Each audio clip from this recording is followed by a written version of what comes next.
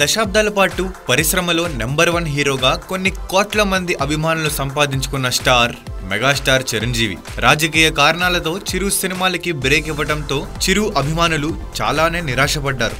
అయితే వారందరినీ సంతోషపెడుతూ చిరు 150వ cinema announce చేశాడు.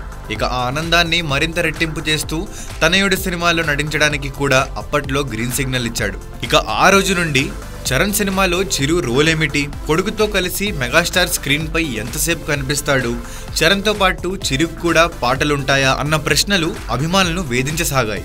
అయితే ఆ ప్రశ్నలన్నింటికీ సమాధానం చెప్తూ చాలా విరామం తర్వాత చిరంజీవి మళ్ళీ ముఖానికి మేకప్ వేసుకున్నారు. కుమారుడు రామ్ చరణ్ నటిస్తున్న బ్రూస్లీ సినిమాలో ఆయన 3 నిమిషాల పాటు కనిపించనున్నారు. అది ఒక ఫైట్ సీక్వెన్స్ లో. సినిమాకు కీలకమైన ఫైట్ అది.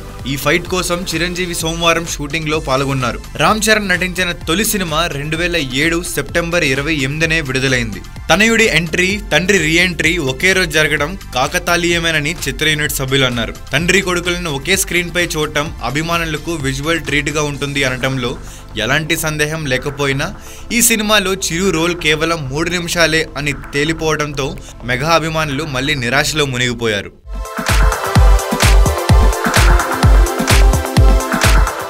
ఫాస్ట్ బీట్ కి power star Pawan Kalyan steps add అయితే ఇక పాట కెవ్వు కేకే అని చెప్పుకోవచ్చు. అలా గబ్బర్ సింగ్ లో కెవ్వు కేక పుట్టించిన పవర్ స్టార్ మరోమారు అలాంటి ఫాస్ట్ బీట్ కి స్టెప్స్ వేయడానికి సిద్ధమయ్యాడు.